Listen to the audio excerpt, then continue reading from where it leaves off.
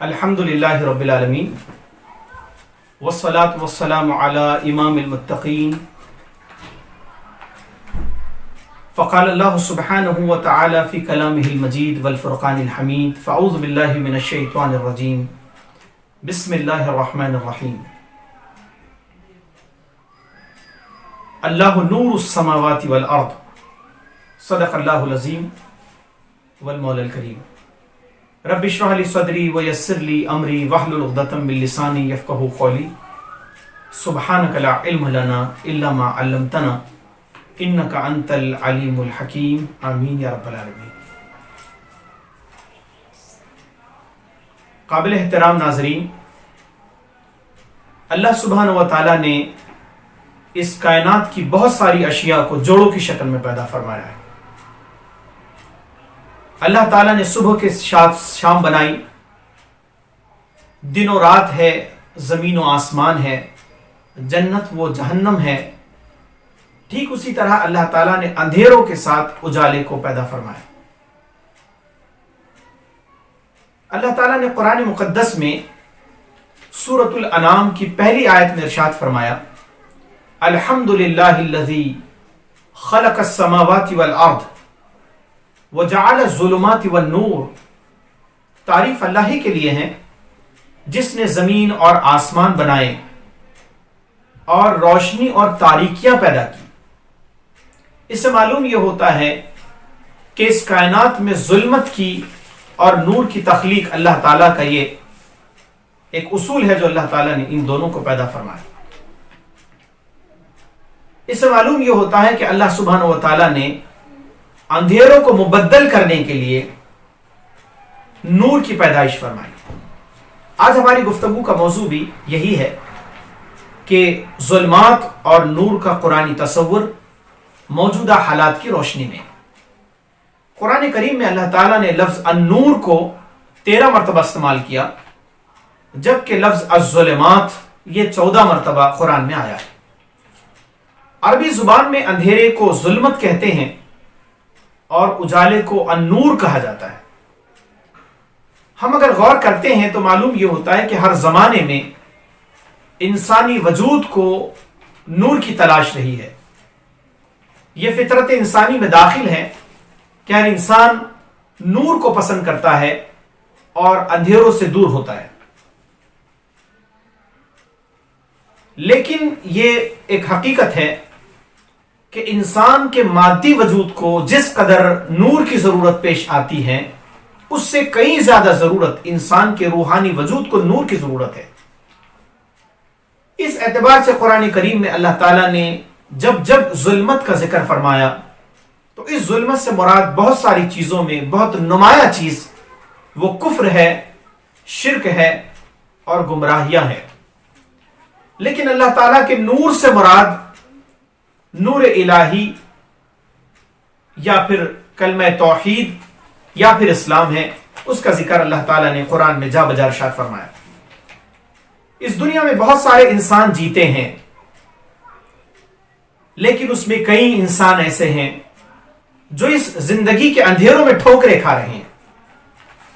وہ زندگی کے مختلف اندھیرے، وہ افکار و نظریات کے اندھیرے ہیں، وہ فکر و خیال کے اندھیرے ہیں، وہ گمراہی کے اور کفر اور شرک اور بت پرستی کے اندھیرے ہیں، بلکہ صحیح معنوں میں گمراہیوں کی وہ شکلیں جو آج موجودہ زمانے میں پیدا ہو چکی ہیں، وہ مختلف شکلوں میں انسان آج اس گمراہی میں مبتلا ہے۔ لیکن اللہ تعالیٰ کا یہ نظام ہے کہ اللہ تعالیٰ ان محیط اندھیروں سے اپنے ان بندوں کو نکال لاتا ہے جو دراصل ایمان لاتے ہیں۔ قرآن میں اللہ تعالیٰ نے سورۃ البقرہ کی 257 نمبر کی 257 نمبر کی آیت میں ارشاد فرمایا، اللہ ولی الذین آمنوا یخرجہم من الظلمات الی النور والذین کفروا اولیاؤہم الطاغوت یخرجونہم من النور الی الظلمات اولئک اصحاب النار ہم فیہا خالدون۔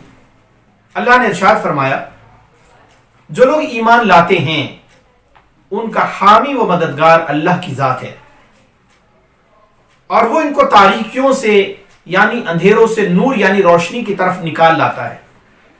اور ان کے برعکس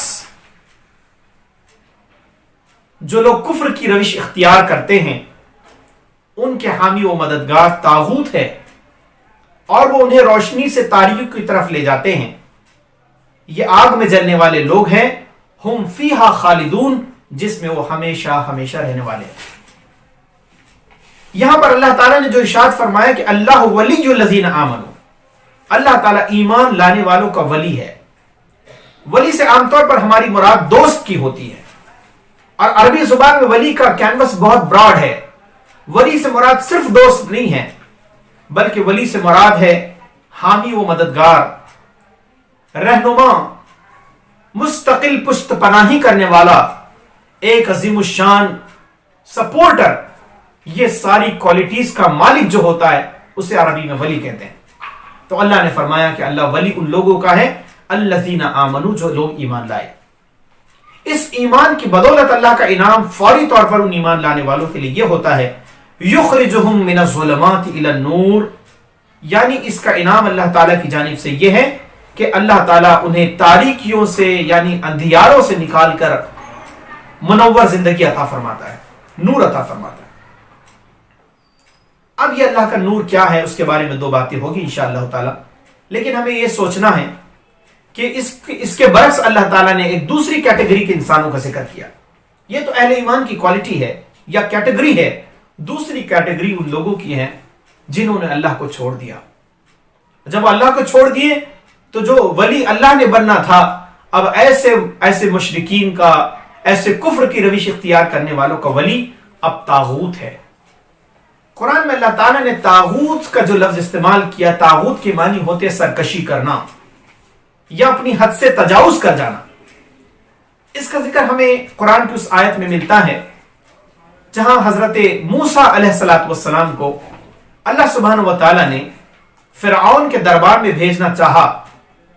تو حضرت ابراہیم علیہ السلام کو، حضرت موسیٰ علیہ السلام کو اللہ تعالیٰ نے جو خطاب کیا تو کہا اذهب الى فرعون انه طغى، اے موسیٰ تم اس فرعون کے پاس جاؤ جو انه طغى، جس نے بہت سرکشی کی ہے.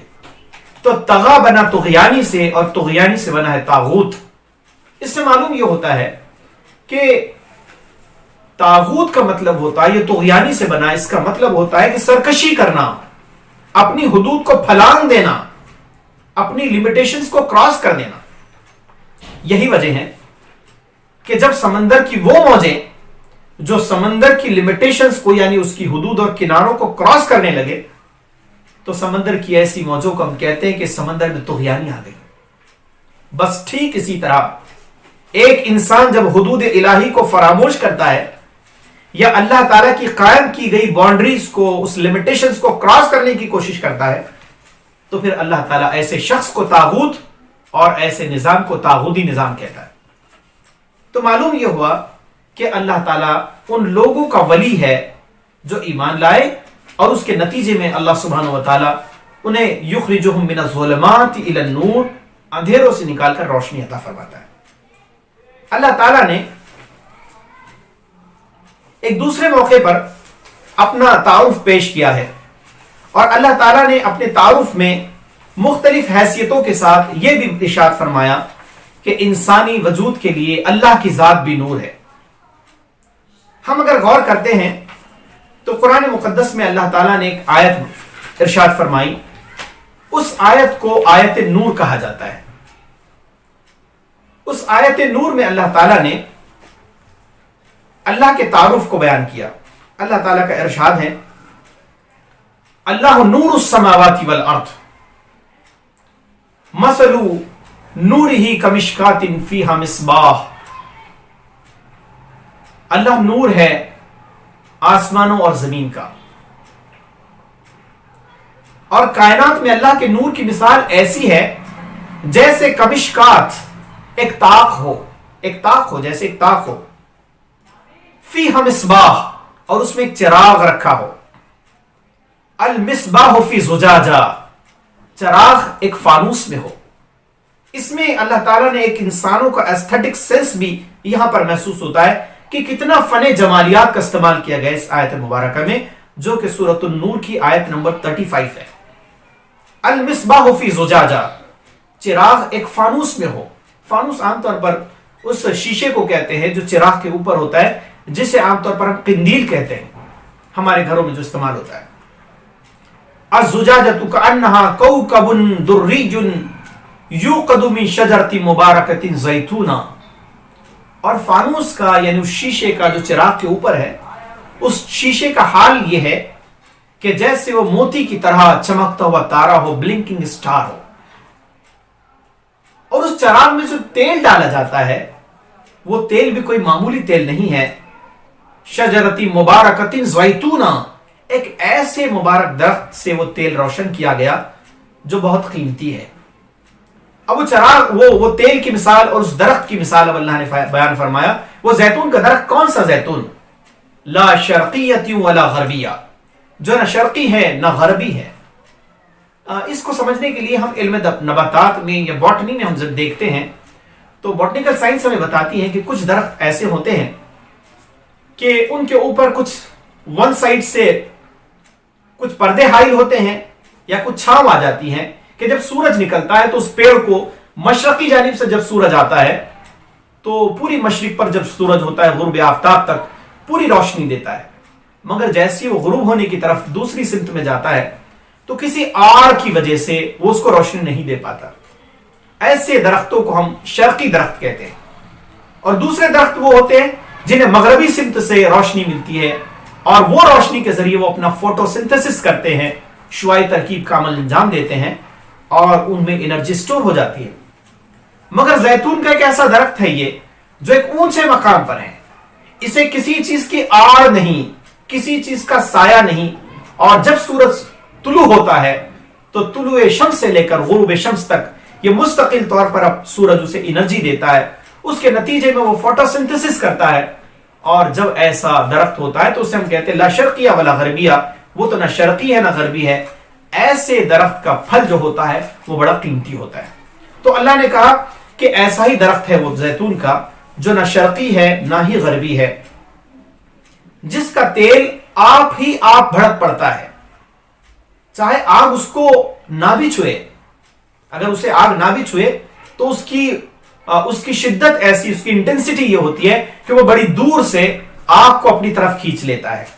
اللہ نے اس کے بعد کہا نور علی نور، نور ہی نور، روشنی ہی روشنی، یہد اللہ لنورہ من یشاء، اللہ اپنے نور کی طرف جس کی چاہتا ہے رہنمائی فرماتا ہے۔ وَيَضْرِبُ اللَّهُ الْأَمْثَالَ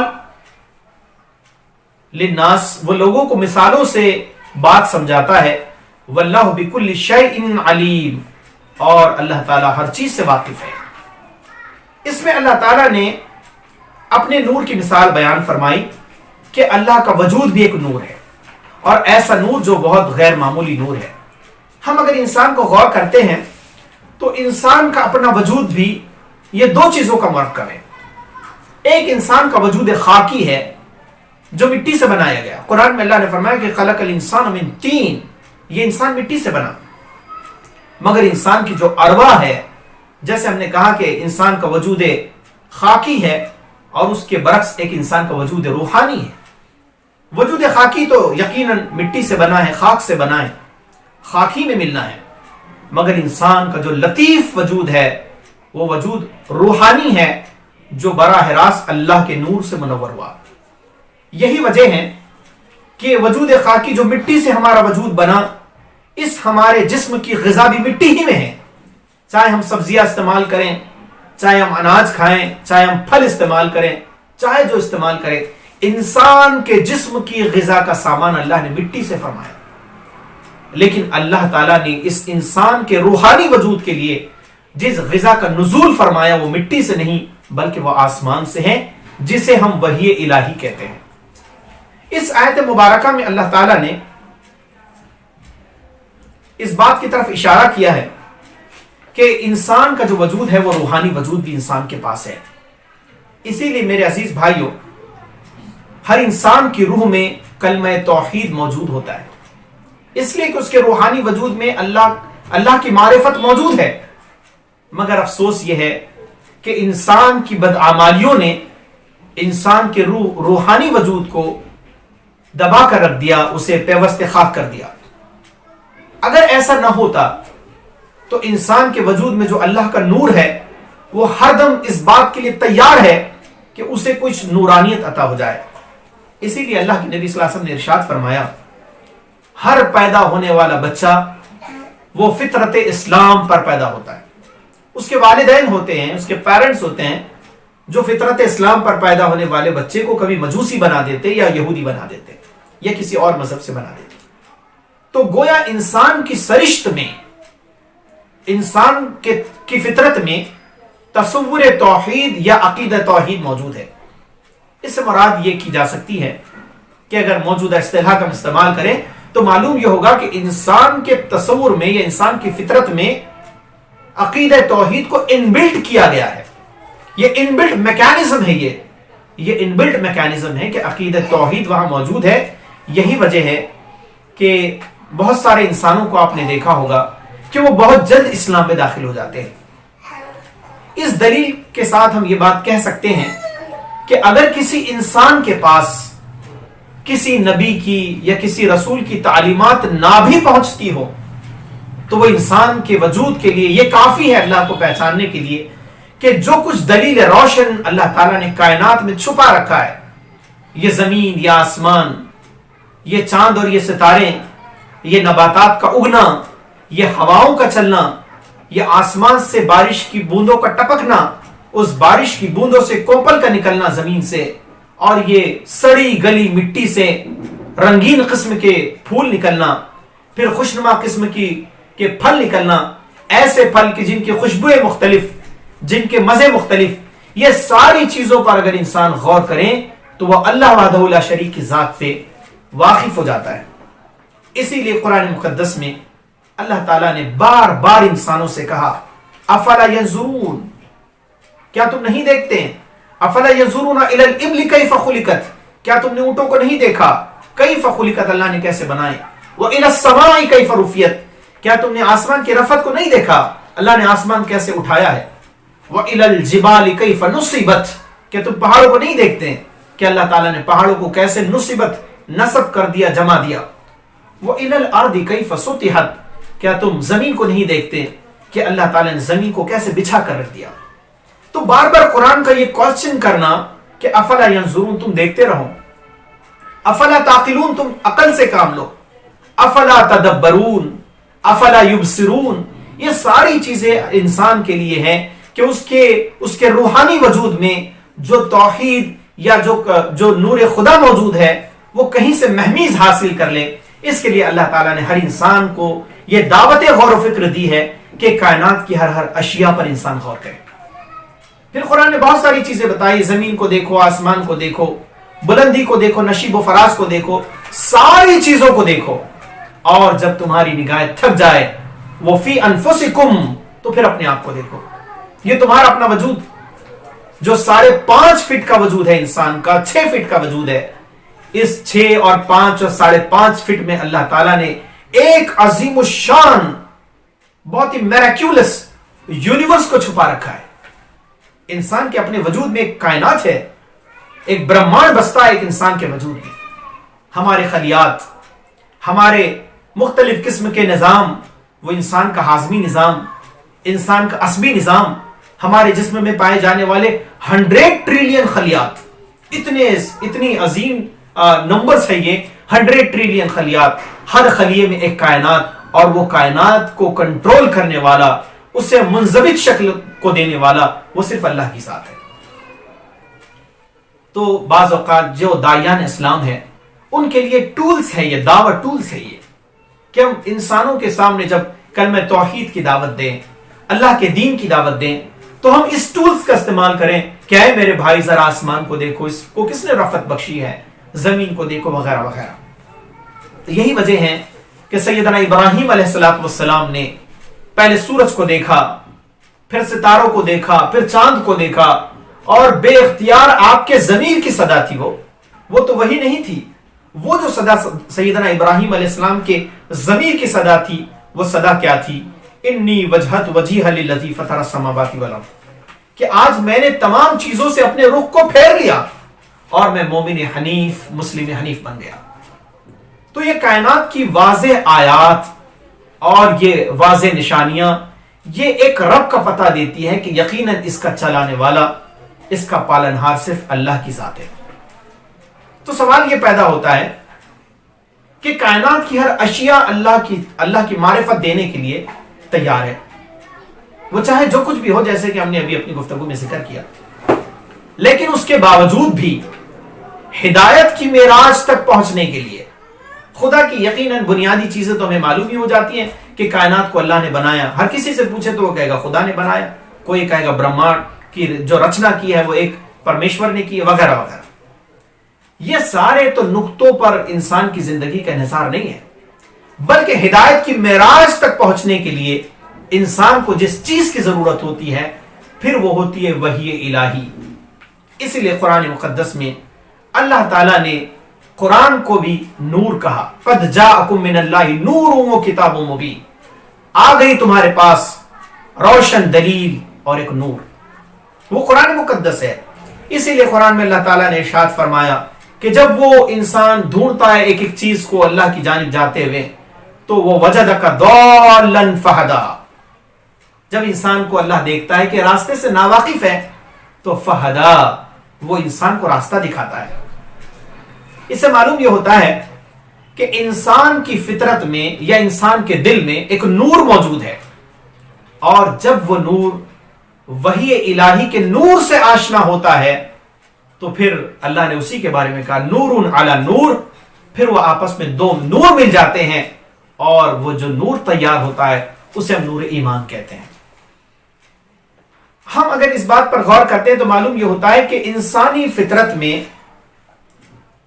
یا فطرت انسانی میں جو پوشیدہ تصورات ہیں اس میں نور توحید کی ہلکی سی چنگاری موجود ہے، اور جیسی وہ نور توحید سے آشنا ہوتی ہیں تو وہ معمولی سی جو چنگاری تھی وہ جگمگانے لگتی ہے، اور جب وہ انسان کے وجود میں وہ نور توحید کی چنگاری جگمگانے لگتی ہے تو پھر انسان کا وجود نور علی نور، وہ نور ہی نور ہو جاتا ہے۔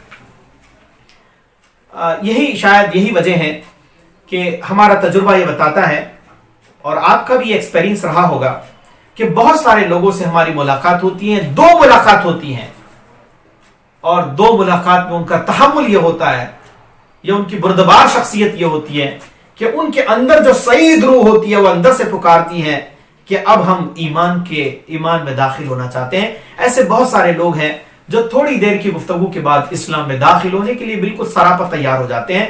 وہ وہی لوگ ہوتے ہیں جن کی روح سعید اور جن کے وجود کی نورانیت جو اللہ تعالیٰ نے انسان کے دل میں رکھی ہے وہ بہت زیادہ سینسٹیو ہوتی ہے۔ ہم ایک مثال اپنے ساتھیوں سے دیتے ہیں، کیا کہیں گے آپ اس شخص کے بارے میں؟ آپ کے محلے میں ایک آدمی آیا اور وہ کسی شخص کا پتہ پوچھ رہا ہے، اس نے پوچھا آپ سے آپ فلاں کا پتہ جانتے ہیں؟ ہمارے راستوں پہ بہت سارے لوگ تیار ہوتے ہیں، ہاں ہم بتاتے ہیں۔ کسی نے ہاتھ سے اس کا پتہ بتایا، کسی نے اس کا ہاتھ ہی تھام لیا، کوئی اسے گھر تک چھوڑ کر آتا ہے، وغیرہ وغیرہ۔ پھر اس آدمی کو معلوم پڑا کہ میری کوئی تلاش کر رہا ہے، وہ خود دوڑ کر آتا ہے اور کہتا ہے کہ آپ میرے مہمان ہیں، آپ مجھے ڈھونڈ رہے تھے، میں نے مناسب سمجھا کہ میں ہی آپ کو لینے کے لیے آ جاؤں۔ میرے عزیز بھائیوں، کیا یہ مثال اپروپریٹ فٹ نہیں ہوتی اس انسان پر کہ ایک انسان جب دوسرے انسان کی تلاش میں اپنے گھر سے نکلتا ہے سارے لوگ اس کو پتہ بتاتے ہیں، حد یہ ہے کہ جس کا پتہ پوچھتا ہے وہ خود اسے لینے کے لیے آ جاتا ہے۔ میرے عزیز بھائیوں، اللہ کی ذات تو وراء الورا ثم وراء الورا، اس اخلاق سے بہت اونچی ذات اللہ کی ہے۔ جب ایک انسان اللہ کی تلاش میں اپنے گھر سے نکلتا ہے تو صرف کائنات میں موجود انسان ہی اس کی رہنمائی نہیں کرتے ہیں، بلکہ زمین و آسمان کی ہر شے اسے ایک خدا کا پتہ بتاتی کہ ہم یہ بتاتے ہیں کہ خدا کہاں رہتا ہے۔ یہ چاند، یہ آپ سے اگر آپ اس کو اپنی دل کی آنکھوں سے پوچھے کہ اے چاند بتا، تو بتا کہ اللہ کا پتہ کہاں ہے، وہ چاند اپنی روشنی کے ذریعے بتائے گا کہ ہاں رب العالمین کوئی اور نہیں، وہ اللہ وحدہ لا شریک ہے۔ اور پھر اللہ کا رب العالمین کی یہ دراصل اللہ ہی کی ذات ہے کہ جب اللہ تعالیٰ کے سامنے اللہ کے نبی صلی اللہ علیہ وسلم نے ارشاد فرمایا کہ جو اللہ کی طرف، اللہ نے فرمایا کہ جو میری طرف ایک قدم بڑھتا ہے تو اللہ سبحانہ و تعالیٰ 10 قدم اس کی طرف بڑھتے ہیں. کوئی چل کر اللہ کی سمت میں جاتا ہے تو اللہ ہے کہ وہ دوڑ کر ہماری طرف آتا ہے. اللہ نے فرمایا کہ تم انسانوں میں میرا ذکر کرتے ہیں، میں اس سے بہترین مخلوق میں تمہارا ذکر کرتا ہوں. فَاذْكُرُونِي أَذْكُرُكُمْ وَاشْكُرُونِي وَلَا تَكْفُرُونَ. اور سچی بات یہ ہے میرے بھائیوں، یہ دراصل اللہ ہی کی شان ہے کہ اللہ تعالیٰ اپنے ڈھونڈنے والوں کو راستہ ہدایت دیتا ہے. وَالَّذِينَ جَاهَدُوا فِينَا لَنَهْدِيَنَّهُمْ سُبُلَنَا. یہ اللہ تعالیٰ کا انعام ہے کہ اللہ تعالیٰ ایسے لوگوں کو اپنے راستے کا علم عطا فرماتا ہے. اس پوری منتشر گفتگو سمجھ لیجئے یا اسکیٹرڈ ورڈ سمجھ لیجئے، اس کو ایک لڑی میں پرونے کے لیے میں 2-3 باتیں میری گفتگو کے آخر میں کہنا چاہتا ہوں. میرے عزیز سامعین یا عزیز ناظرین، موجودہ دور میں یہ ہماری اولین ذمہ داری ہے کہ آج بھی مہیب اندھیروں میں بھٹکنے والے انسان جن کے سامنے کوئی واضح منزل نہیں ہے، وہ منزلوں سے دور اس اندھیارے راستوں پر بھٹک رہے ہیں، کبھی ٹھوکریں کھاتے ہیں، کبھی زخمیں کھاتے ہیں. ایسے انسانوں کے لیے اللہ تعالیٰ نے امت وسط کو مینار نور کی حیثیت سے پیدا فرمایا. ہم اس شخص کے بارے میں کیا کہتے ہیں کہ ہر ایک سلیم الطبع انسان، ایک سلجھا ہوا انسان، وہ اپنے گھر کو کمکموں سے، چراغوں سے اور الگ الگ لیمپوں سے روشن کرتا ہے. وہ چاہتا ہے کہ میرے گھر میں روشنی ہو.